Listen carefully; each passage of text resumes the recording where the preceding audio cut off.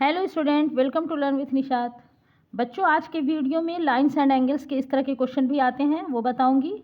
जैसे कि ये A B line C D एक दूसरे को पी पॉइंट पर इंटरसेक्ट कर रहा है। A B and C D intersect each other at a point P. P point पर इंटरसेक्ट कर रहा है।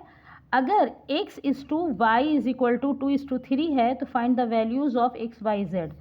इस तरह का क्वेश्चन आता है बच्चों की वैल्यू फाइंड कीजिए अगर रेशियो में x और y 2/3 के है। ठीक है, तो चलते हैं, देखेंगे कि पी ई इंटरसेक्ट कर रहा है और परपेंडिकुलर भी है ए बी पर, है ना। तो पी और ई, पी ई जो है ये रेज कहेंगे, यहाँ से फिक्स पॉइंट और ये यहाँ पे।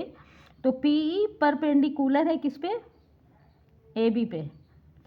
पी ई परपेंडिकुलर है ए बी पर। ठीक है, तो अब ये दोनों ए बी और सी डी एक दूसरे को इंटरसेक्ट कर रहे हैं। तो परपेंडिकुलर है तो यहाँ 90 डिग्री का एंगल बना रहा है। ये हम जान रहे हैं कि ये 90 डिग्री का एंगल और eight a point one side या स्ट्रेट लाइन का 180 डिग्री होता है। यानी कि ये ए ई और बी ये दोनों दो राइट एंगल हैं, यानी 180 डिग्री हैं। तो इसका सम पहले हम इसे निकालते हैं और X is to Y ratio में है 2:3 के। तो मान लेते हैं कि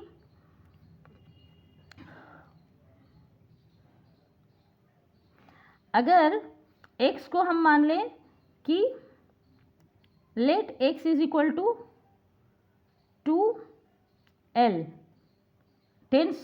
वंस वैल्यू l मान लेते हैं। अगर x का x इज टू y है तो x को अगर हम 2l मान लें और y को 3l, इसके वंस वैल्यू को l मान लें, तो इस तरह से पहले बना के देखते हैं।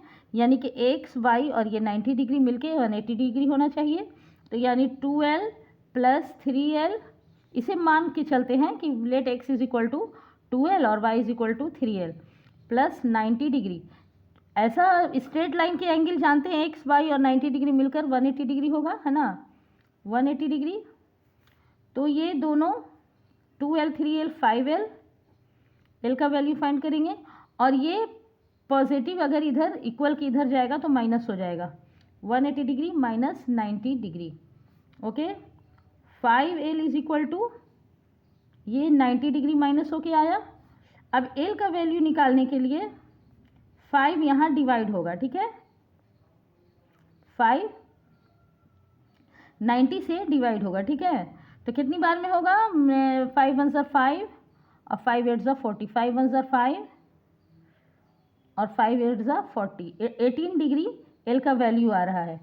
तो जब हमने माना कि x is equal to, then इसलिए l is equal to 18 degree, then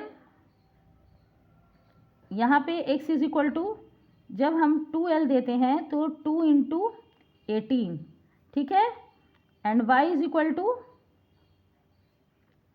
3l, यानी 3 इंटू 18 डिग्री l का वैल्यू निकला। तो उससे फाइंड करते हैं, 18 2 ज़ा 36 और 18 3 ज़ा 54 डिग्री। ये डिग्रीज निकल गई x और y की। ठीक है, x और y की डिग्री निकल गई। ये sum of total angle of a straight angle is equal to 180 degree हो जाएगा। इसे बनाएंगे तो इसे जोड़ के देखते हैं।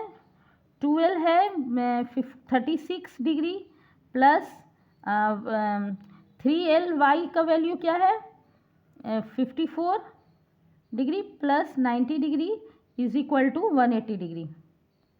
तो ये जोड़ेंगे तो ये आपका हो जाएगा 10 10 और ये 180, है ना, तो इक्वल हो गया। इससे एक्स वाई निकल गया। अब चूंकि ये y और x एक दूसरे को, चूंकि y is equal to, y का वैल्यू यहाँ पे निकला है, देखें यहाँ पे 54 डिग्री। तो यहाँ लीनियर पेयर में y अगर 54 है तो z और y, इसलिए y plus z is equal to 180 degree, है ना। लीनियर पेयर में इसे लेंगे, ये स्ट्रेट एंगल, इधर y का वैल्यू पता चल गया, y का वैल्यू निकला है इधर, है ना, देख लें y का 54 वैल्यू ये आया y का। तो जब y का वैल्यू फाइंड हो गया कि 54 डिग्री y का वैल्यू है, तो ये लीनियर पेयर में ये एंगल आया ना, सी डी एंड ए, ये आपका CDA and CPA and APD ये आपका 180 डिग्री होना चाहिए, यानी Y एंड Z मिलके 180 डिग्री होना चाहिए। तो Y आपका है 54 डिग्री प्लस यहाँ से Z का वैल्यू निकालना होगा,